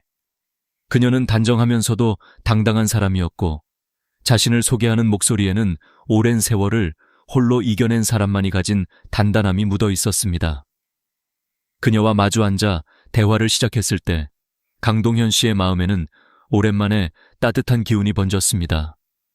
누군가와 눈을 맞추고 이야기를 나누고 함께 웃는 시간은 그에게 정말 오랜만에 찾아온 선물 같은 순간이었습니다. 서로의 취미, 생활 습관, 건강 상태와 연금 이야기까지 자연스럽게 오갔습니다. 그녀는 10년 전에 이혼했고 혼자 지낸 시간이 길다고 말했습니다. 그래서인지 그녀의 말투에는 세상에 휘둘리지 않는 독립적인 정서가 깃들어 있었습니다. 강동현 씨는 그 점이 다시 마음을 끄는 요소였고 동시에 약간의 두려움이 되기도 했습니다. 누군가는 외로움 속에서 누군가를 원하지만 또 다른 누군가는 그 외로움 속에서 살아가는 법을 배워버립니다. 그 차이는 관계의 온도를 결정짓는 중요한 요소입니다. 그러던 중 그녀가 갑자기 그의 손을 살며시 잡았습니다. 너무 자연스러워 오히려 강동현 씨는 순간적으로 숨이 막힐 정도로 당황했습니다. 그녀는 밝은 미소를 짓고 말했습니다. 가요. 집 먼저 가보죠. 제가 직접 요리해 드릴게요. 사람은 밥상을 보면 그 사람 마음이 보이는 법이에요. 그 말은 로맨틱할 수도 있었지만 동시에 너무 빠르고 너무 직접적이었습니다. 강동현 씨는 서둘러 손을 빼며 조심스럽게 말했습니다. 우선 여기서 천천히 더 이야기하고 서로 알아가는 게 좋지 않을까요? 그녀는 잠시 멈칫했지만 곧 다시 미소를 지으며 고개를 끄덕였습니다. 그렇죠. 제가 조금 급했네요. 대신 조건부터 이야기해 볼까요? 조건. 이 단어가 등장하는 순간 분위기는 미묘하게 바뀌었습니다. 강동현 씨는 순간적으로 마음이 조금 경직되는 것을 느꼈습니다. 사랑과 관계는 자연스럽게 쌓이는 것이라고 믿었기에 조건이라는 단어는 어딘가 거래를 떠올리게 했습니다. 하지만 그는 예의를 잃지 않기 위해 고개를 끄덕였습니다. 먼저 자신의 기준을 솔직하게 말했습니다. 저는 지적인 사람을 좋아합니다. 서로 대화가 통하고 서로를 존중할 수 있는 관계요. 나이가 좀 차이 나도 괜찮지만 마음이 함께 나이를 먹을 수 있어야 하지 않을까요? 그러자 그녀는 한참 동안 웃음을 터뜨렸습니다. 그것은 조롱도 비웃음도 아닌 약간은 쓸쓸함이 섞인 웃음이었습니다. 그 말 참 오래된 시대의 귀한 말 같네요. 그녀는 다리를 꼬고 자세를 편 뒤 진지한 표정으로 그를 바라보았습니다. 좋아요. 그럼 이번엔 제가 말해볼게요. 제가 원하는 조건들. 그녀는 숨을 고르고 한 가지씩 또렷하게 흔들림 없이 말했다. 첫 번째, 6개월 동거, 그리고 동거 전에 500만 원의 보증금. 그녀는 이렇게 말했다. 진심이라는 건 책임을 동반하는 법입니다. 저는 또 실패하고 싶지 않아요.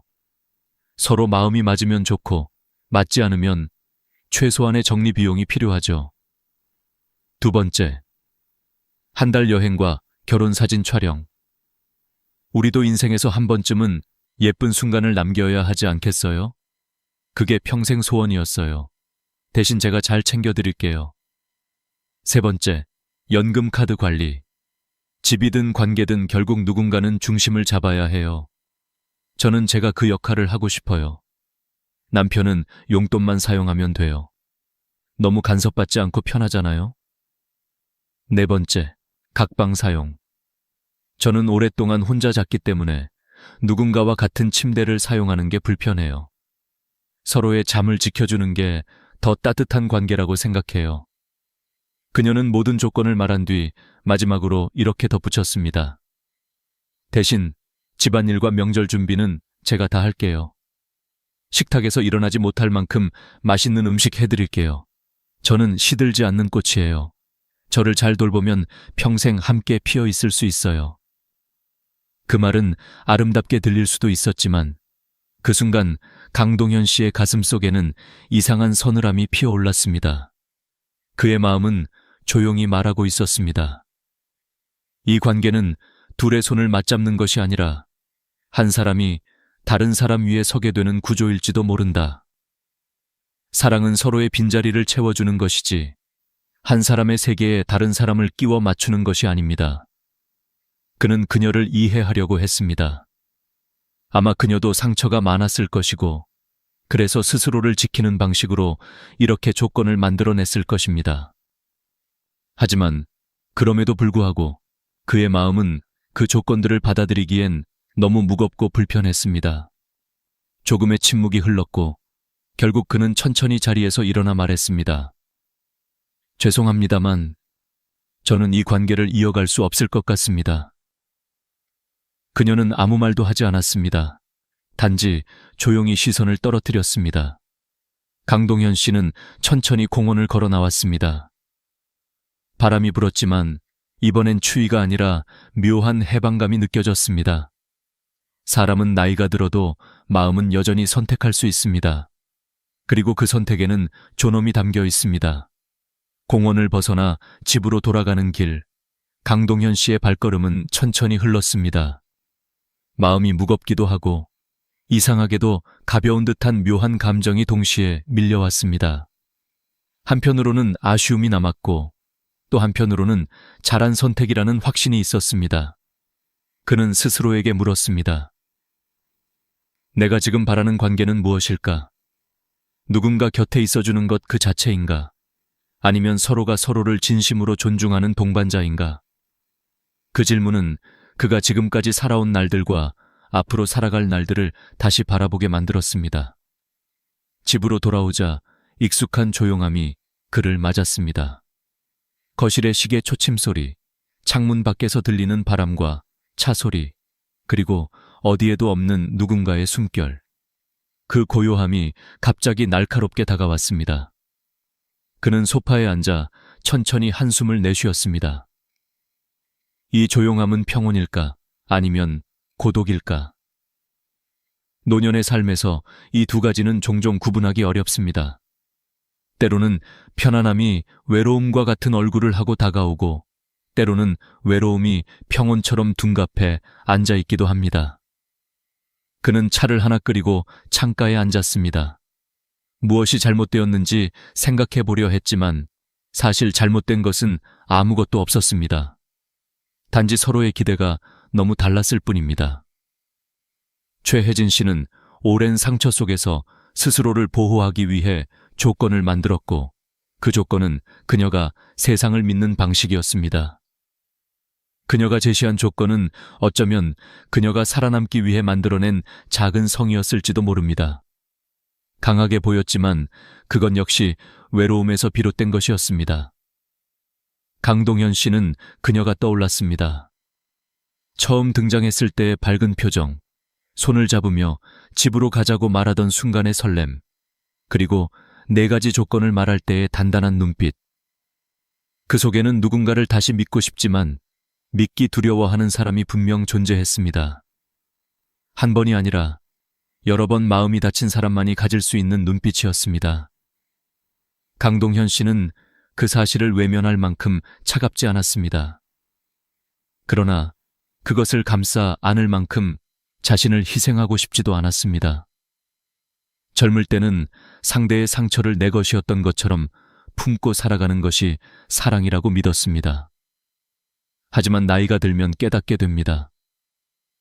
누군가의 상처를 치유하는 과정은 때로는 사랑이 아니며 서로의 삶을 잠식할 수도 있다는 것을, 노년의 사랑은 서로의 상처를 지우려는 것이 아니라 이미 남아있는 상처를 부드럽게 이해하는 것입니다. 그러나 그 과정은 강요되어서는 안 됩니다. 자연스럽게 스며드는 것이어야 의미가 있습니다. 그는 자신의 외로움도 생각해 보았습니다. 아내가 떠난 후 너무 많은 밤을 혼자 보냈습니다. TV를 켜놓은 채 잠드는 날도 많았고 라디오 목소리에 기대어 하루를 마무리할 때도 많았습니다.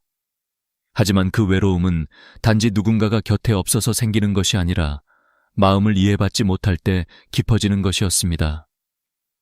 그러니 누군가 옆에 있다고 해서 그 외로움이 사라지는 것은 아닙니다. 오히려 불편한 관계는 외로움보다 더 큰 짐이 되는 법입니다. 조용한 집안에서 그는 마음속 깊은 곳에서 차분히 스스로에게 답을 내렸습니다. 나는 지금 남은 시간을 편안하게 살고 싶다. 억지로 사랑을 붙잡는 것이 아니라 자연스럽게 스며드는 온기를 기다리고 싶다. 그는 테이블 위에 놓여있던 오래된 사진 앨범을 천천히 펼쳤습니다. 젊은 시절 아내와 함께 여행을 갔던 사진들, 아이가 처음 걷던 날의 사진, 가족이 함께 웃던 식탁 위의 사진들. 사진 속에 그는 항상 누군가와 함께였고 그 표정에는 책임과 무게가 담겨 있었습니다. 그러나 지금의 그는 조금 다르다. 책임이 아니라 온기를 원한다. 누군가의 삶을 지켜주거나 이끌어주는 것이 아니라 그저 나란히 걷고 싶을 뿐이다. 그는 아주 조용히 미소를 지었습니다. 사람은 평생 동안 수많은 관계를 만납니다. 어떤 관계는 스쳐 지나가고 어떤 관계는 단단히 남습니다. 하지만 노년의 관계는 다릅니다. 이 시기의 관계는 계산이 아닌 진심으로 선택해야 합니다. 억지로 시작된 인연은 결국 마음의 짐이 되고 적당히 타협한 사랑은 결국 외로움을 더 깊게 만듭니다. 강동현 씨는 알았습니다. 이별은 때로는 도망이 아니라 선택이다. 그리고 그 선택에는 스스로를 지키는 용기가 담겨 있습니다. 그는 천천히 창문을 열었습니다. 차가운 바람이 들어왔습니다. 하지만 이번 바람은 쓸쓸하지 않았습니다. 어쩌면 새로운 계절이 오고 있는지도 모릅니다. 그날 이후 며칠 동안 강동현 씨는 자신이 한 선택을 곱씹으며 조용히 일상을 이어갔습니다. 아침이면 여느 때처럼 따뜻한 물로 씻고 차 한 잔을 내린 뒤 창가에 앉아 거리를 내려다보았습니다. 출근길 사람들은 빠르게 지나가고 아이들은 등교버스를 향해 뛰어가고 가끔 공원에서는 노부부가 서로 팔짱을 끼고 천천히 걸었습니다. 그 모습을 보며 그는 가만히 생각했습니다. 저 나이에도 서로를 바라볼 수 있는 사람, 그런 인연이 가능할까? 그러나 곧 마음속에서 조용한 대답이 들렸습니다. 가능은 하다. 하지만 서두르면 안 된다. 사람과 사람이 만나 서로에게 기대어 살아간다는 것은 결코 가벼운 일이 아닙니다. 특히 노년의 관계는 더 그렇습니다. 젊은 시절에는 사랑이 설렘과 열정으로 시작되지만 나이가 들면 사랑은 안정과 이해로 완성됩니다. 서로의 상처, 살아온 시간, 기억, 습관까지 함께 받아들여야 합니다. 그러나 그 받아들임이 희생이 되어서는 안 됩니다. 상대를 바꾸려 하지 않고 나를 잃어버리지 않는 사이의 균형. 그것이 노년의 사랑이 가진 무게이자 가치입니다. 며칠 뒤 아파트 관리인이 다시 강동현 씨를 보자 조심스럽게 물었습니다. 그날 잘 안 되셨죠? 강동현 씨는 웃으며 고개를 끄덕였습니다. 예, 서로 원하는 게 너무 달랐습니다. 관리인은 아쉬운 듯 고개를 저었습니다. 그래도 혼자 지내시면 너무 외롭지 않으세요? 그는 잠시 하늘을 올려다보며 답했습니다. 외롭죠. 하지만 외로워도 평온할 수 있습니다. 서로가 서로를 힘들게 하는 관계라면 그건 외로움보다 더 고된 겁니다. 사실 그의 대답에는 수십 년의 경험에서 나온 깨달음이 담겨 있었습니다. 아내가 병으로 힘들어하던 시절 그는 밤마다 병원 의자에서 잠들곤 했습니다. 서로에게 의지가 되었지만 때로는 서로가 서로를 버틸 수 없을 만큼 지쳐 있었습니다. 그때 그는 깨달았습니다. 사랑이란 서로를 붙잡는 것이 아니라 함께 버텨주는 것이라는 것을. 억지로 유지되는 관계는 결국 서로를 무너뜨릴 뿐이었습니다. 그는 공원에 나갔습니다. 벤치에 앉아 천천히 사람들을 바라보고 바람, 햇빛, 지나가는 구름을 느꼈습니다. 그 사이 어딘가에서 깊은 고독과도 화해하는 시간이 찾아왔습니다. 고독을 무조건 피해야 하는 것이 아니라 때로는 고독과 함께 걸어가야 하는 시기가 있다는 것을 그는 알고 있었습니다. 그러나 외로움도 결국 사람을 사람에게 향하게 만듭니다. 그날 오후 그는 우연히 노인복지관에서 진행하는 소모임 안내문을 보게 되었습니다. 노년 독서 모임, 삶을 나누는 시간. 그 문구를 보는 순간 마음속 어딘가에서 조용한 무언가가 울렸습니다. 누군가를 억지로 찾거나 조건을 맞추는 대신 자연스럽게 이야기를 나눌 수 있는 자리. 그것은 억지 인연이 아니라 흐름 속에서 피어나는 인연일지 모릅니다. 모임 첫날, 그는 조용한 목소리로 자기소개를 했습니다. 65세 강동현입니다. 그냥 함께 이야기할 수 있는 사람들이 필요해서 왔습니다. 모임에 있던 사람들은 반갑게 웃으며 그를 맞았습니다. 누군가는 이런 말을 했습니다. 이 나이에 친구를 만든다는 건 참 어려운 일인데 이렇게 모였다는 것 자체가 참 소중하지 않나요? 그 말에 강동현 씨는 마음이 순간 따뜻해지는 것을 느꼈습니다. 그날 모임에서 그들은 책 한 권을 중심으로 각자의 삶을 나누었습니다. 누군가는 배우자를 잃은 외로움을 이야기했고, 누군가는 자식들과 멀어진 거리를 고민했고, 누군가는 건강 때문에 생긴 불안과 두려움을 이야기했습니다. 그 이야기를 듣는 동안 강동현 씨는 깨달았습니다. 우리는 다 다르지만 동시에 참 닮아 있구나. 집으로 돌아오는 길, 마음이 이상하게 가벼웠습니다. 누군가와 이야기했다고 해서 외로움이 완전히 사라지는 것은 아닙니다.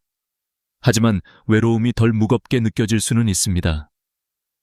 밤에 침대에 누워 천장을 바라보며 그는 조용히 자신에게 속삭였습니다. 나는 지금 괜찮은 길을 걷고 있다. 누군가를 놓쳤다고 해서 끝난 게 아니다. 인연은 억지로 만드는 것이 아니라 스스로 다가오는 것이다. 그는 오늘도 혼자였지만 오늘의 혼자는 며칠 전의 혼자와 달랐습니다. 오늘의 혼자는 고독 속에서도 여전히 따뜻함을 느낄 수 있는 혼자였습니다. 그것은 고요하고 단단하고 평화로운 혼자였습니다. 시간이 조금 더 흐르자 강동현 씨의 일상 속에는 작은 변화들이 하나둘 생겨났습니다. 그 변화는 거창하지 않았습니다. 누군가 갑자기 찾아와 그의 빈자리를 채워준 것도 아니었고, 그의 인생에 극적인 전환점이 생긴 것도 아니었습니다.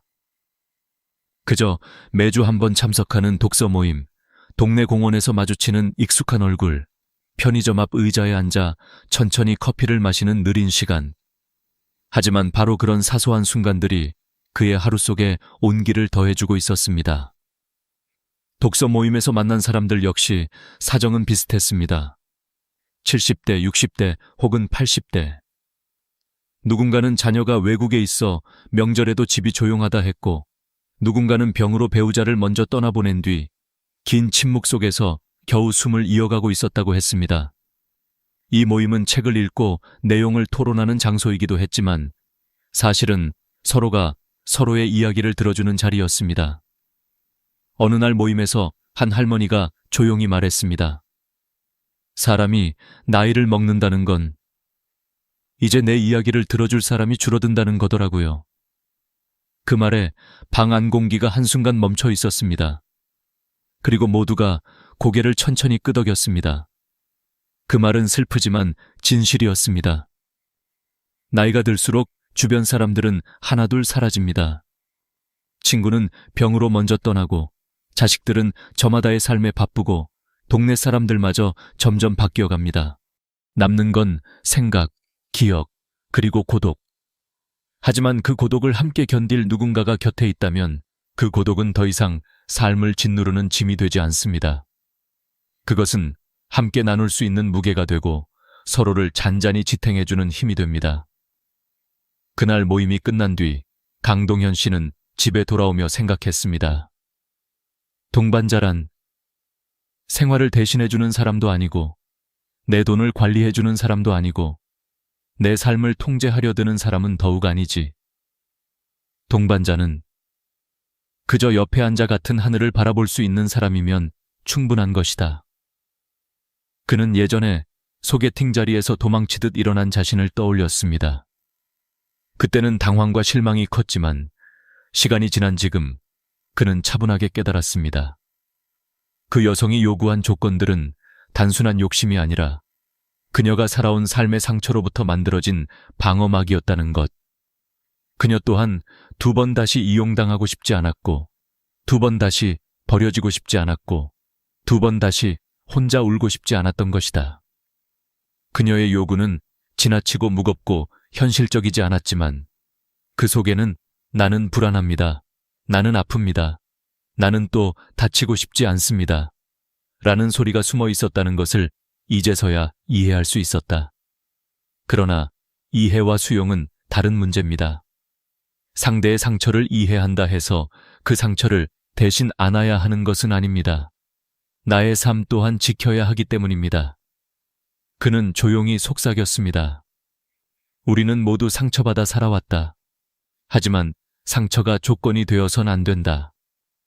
며칠 뒤 독서 모임에서 한 할아버지가 말했습니다.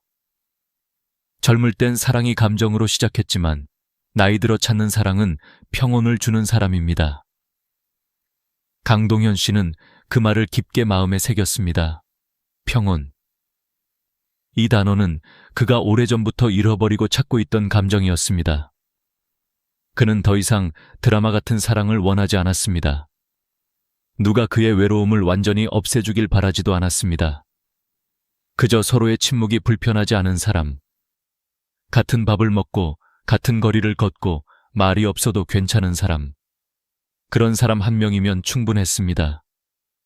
그날 밤 창가에 기대어 조용히 빛나는 도시 불빛을 바라보며 그는 느꼈습니다. 마음은 여전히 외롭지만 그 외로움 위에 조용한 희망이 내려앉고 있다는 것을, 그리고 그는 처음으로 억지로 누군가를 찾지 않아도 된다는 사실이 얼마나 큰 해방인지 깨달았습니다. 외로움과 함께 살아가는 법을 알게 되면 사람을 찾는 방식도 달라집니다. 절실함이 아닌 여유 속에서 인연이 다가오게 됩니다. 그는 이제 기다릴 수 있었습니다. 급하지 않았습니다. 서두를 필요도 없었습니다. 인연은 때가 되면 조용히 문을 두드리는 법이니까요. 그렇게 시간이 흘러 어느덧 가을이 다가왔습니다. 공원에 서 있던 나무들은 서서히 잎의 색을 바꾸기 시작했고 강동현 씨의 마음도 그 계절처럼 조용하고 천천히 변해가고 있었습니다. 그는 이제 더 이상 누군가를 급하게 찾지 않았습니다. 외로움이 사라진 것은 아니었지만 그 외로움을 무서워하지 않게 되었습니다. 외로움이란 적이 아니라 오래 함께 살아온 그림자 같은 것이라는 걸 알게 되었기 때문입니다. 누군가는 외로움을 견디지 못해 아무 인연이나 붙잡고, 또 누군가는 상처를 두려워해 사람을 거부하지만 강동현 씨는 그 중간에서 조용히 자신의 감정을 인정하고 받아들일 수 있는 사람이 되어가고 있었습니다. 어느 날 독서 모임이 끝난 후 공원을 걷고 있는데 벤치에 앉아 책을 읽고 있는 한 중년 여성이 눈에 들어왔습니다.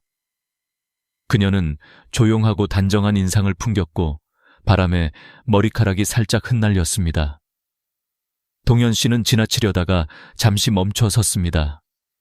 예전의 그였다면 새로운 만남을 피하거나 혹은 너무 절실한 마음에 서둘러 말을 걸었을지도 모릅니다.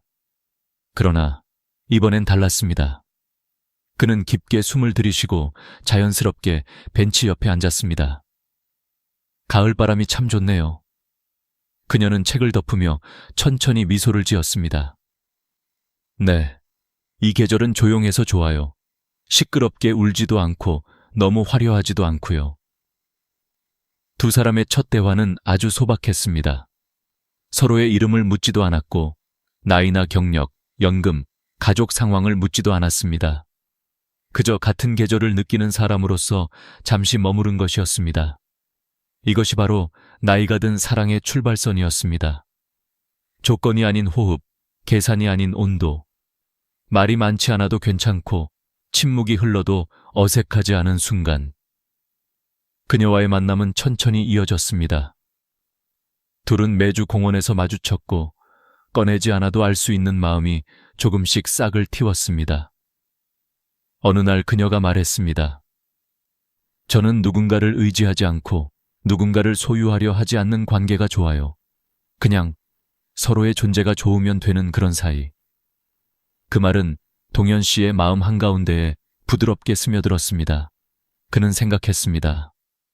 그래, 사랑은 누군가를 붙잡는 것이 아니라 서로가 서로에게 머물고 싶어 하는 거였어. 우리는 때때로 사랑을 너무 무겁게 만듭니다. 젊을 때는 감정의 불꽃을 사랑이라 믿고, 중년에는 책임과 의무를 사랑이라 착각하고, 노년에는 외로움의 빈자리를 채우려는 것을 사랑이라 여깁니다. 하지만 나이가 들수록 사랑은 결국 함께 있을 때 마음이 편안한 사람 단 한 문장으로 정리되는 것이었습니다. 동현 씨는 더 이상 누군가에게 자신을 증명하려 하지 않았고 상대가 자신을 증명하길 바라지도 않았습니다. 서로의 나이와 상처에 대해 말하지 않아도 그저 눈빛 속에 담긴 깊은 세월만으로도 충분히 이해할 수 있었습니다. 그녀 또한 조건을 요구하지 않았습니다. 보증금도, 연금도, 사진도, 별도의 방도. 그녀는 그저 하루의 끝에 오늘 하루 어땠어요? 라고 물어줄 수 있는 사람을 원했을 뿐이었습니다. 그리고 그 또한 그랬습니다. 둘은 천천히 걸어가는 사이가 되었습니다. 손을 잡지 않아도 괜찮았고 언젠가 잡아도 괜찮았습니다. 급하지 않았습니다. 인연은 서두르지 않아도 도착하는 법이니까요. 이 이야기에서 우리가 얻을 수 있는 교훈은 단순합니다. 나이가 들어 관계를 맺는다는 것은 서로의 상처가 어디서 왔는지 이해할 수 있는 여유를 갖는 것입니다. 누군가의 요구가 지나쳐 보일 때 그 뒤에는 버려졌던 기억이 숨어 있을 수 있습니다. 그러나 그 상처를 이해하는 것과 그 상처를 대신 짊어지는 것은 전혀 다른 문제입니다. 아무리 외롭더라도 나를 잃어가며 누군가 옆에 머무를 이유는 없습니다. 진정한 동반자는 내 삶을 복잡하게 만들지 않고 내 마음을 무겁게 만들지 않고 내 고독을 부정하지도 않는 사람입니다. 그저 내 곁에서 조용히 숨을 맞춰줄 수 있는 사람. 그것이면 충분합니다. 만약 지금 외로운 시간을 견디고 계신다면 그것은 실패가 아니라 준비입니다. 기다림 속에서 마음은 깊어지고 깊어진 마음은 비로소 좋은 사람을 알아볼 수 있게 됩니다. 천천히 가세요. 당신의 인연은 아직 떠나지 않았습니다. 그저 당신이 준비될 때 조용히 다가올 것입니다. 이 이야기가 마음에 닿았다면 끝까지 봤어요 라고 댓글로 남겨주세요. 당신의 마음을 소중히 기억하겠습니다. 그리고 좋아요, 구독, 알림 설정 잊지 마세요.